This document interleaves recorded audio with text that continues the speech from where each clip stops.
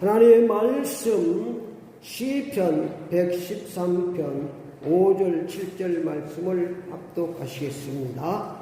여호와 우리 하나님과 같은 이가 누구리요? 높은 곳에서 앉으셨으나 스스로 낮추사 천지를 살피시고 가난한 자를 먼지더미에서 일으키시며 궁핍한 자를 거름더미에서 세워 지도자들 곧 그의 백성의 지도자들과 함께 세우시며 또 임하신 못하던 여자를 집에서 임신한 모녀들을 살게 하신 자들을 즐겁게 하는 어머니가 되게 하시는도다. 할렐루야. 아멘.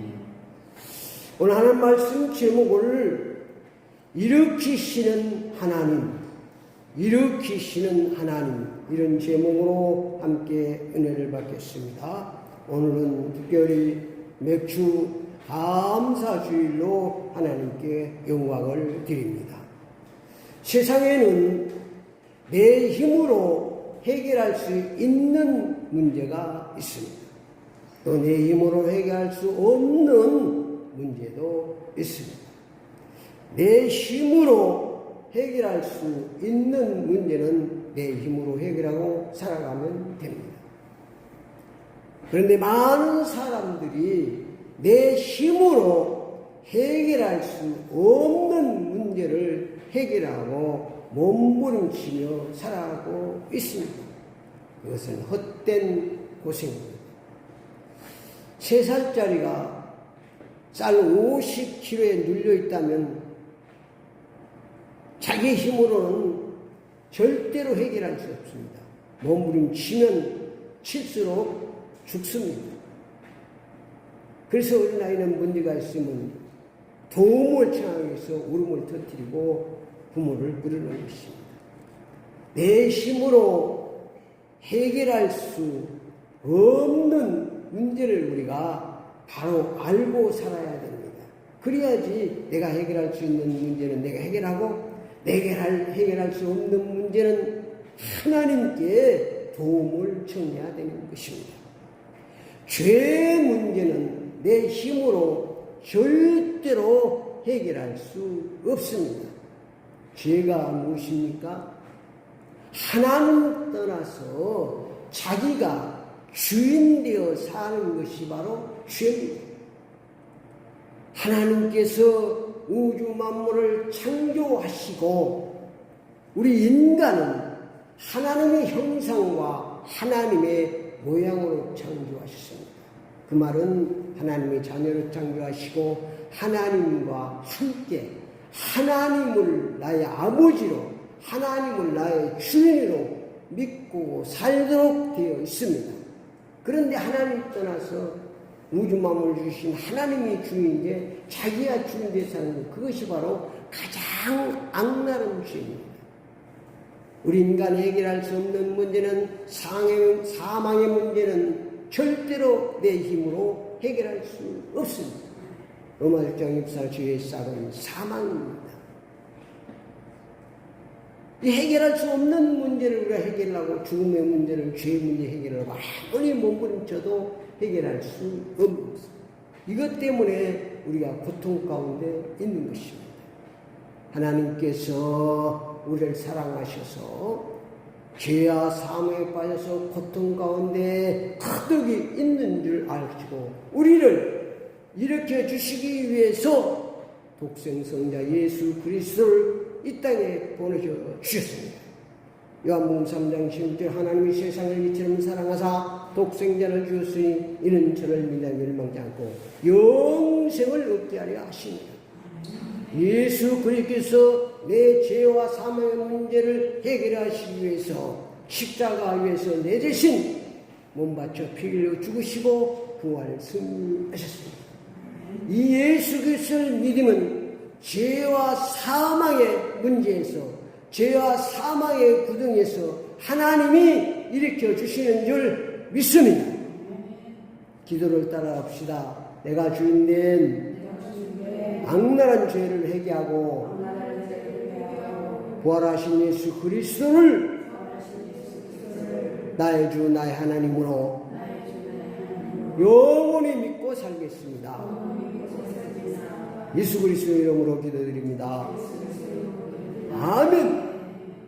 내 죄와 사망의 문제에서 나를 일으켜 주시려고 십자가에서 문받쳐 피 흘려 내 죄와 사망의 문제를 여시고 승리하신 예수를 믿으면 하나님께서 나를 죄와 사망의 구덩이에서 일으켜 주셔서 영생공락 천국까지 축복하시고 인도하시는 줄 믿습니다.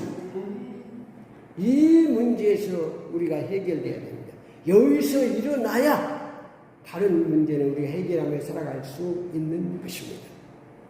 험악한 세상에서 절망에서 낙심에서 실패해서 일어나기를 원하십니까?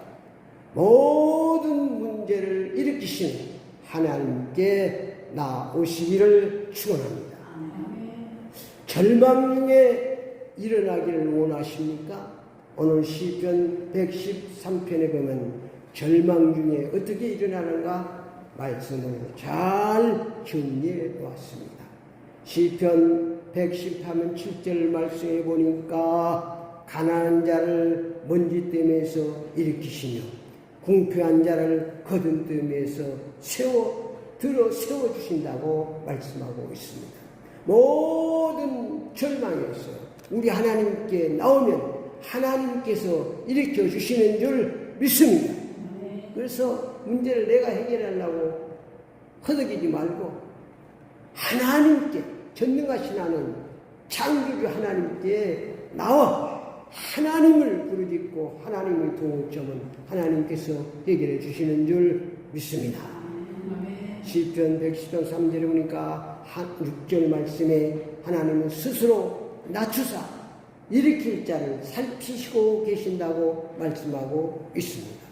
스스로 낮추사 천지를 살피시고 그랬습니다. 그래가지고 가난한 자를 못 내겠죠.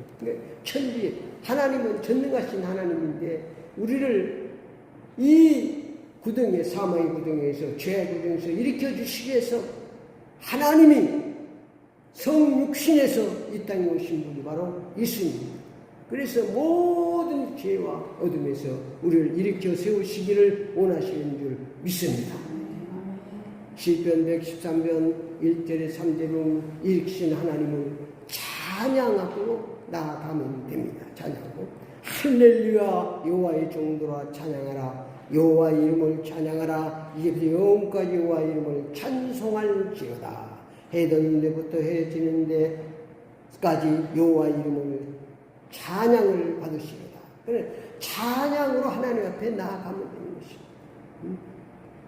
마태복음 7장 11절에 보니 일으키신 하나님 앞에 우리가 기도함으로 나아가면 하나님께서 좋은 것을 축복하시고 일으켜 주시는 줄 믿습니다.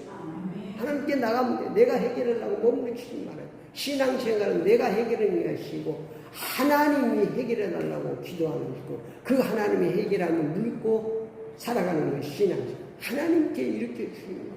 내가 움직이고 내가 막 몸부림치면 다 구덩이 속으로 들어갑니다. 전능하신 하나님이 일으키시면 일어서는 줄 믿습니다. 아멘.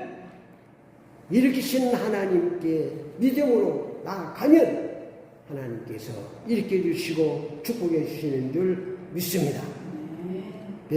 시편 113편 7절 말씀에 가난과 절망에서 일으켜 세워 주십니다. 우리 힘으로 해결할 수 없는 문제들이 세상에는 많습니다. 여러 가지 질병도 있습니다. 문제도 있습니다. 이런 모든 문제를 하나님께 나아가 하나님께 부르짖고 기도하고 하나님이 해결해 주시는 것입니다. 이 맛을 보고 살아가는 것이 신앙생활입니다.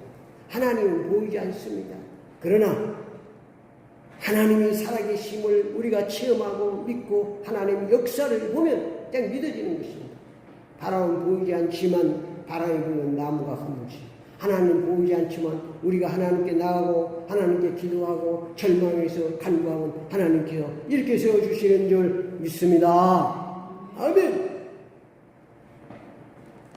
궁핍과 절망에서 일으켜 세워주신다고 말씀합니다.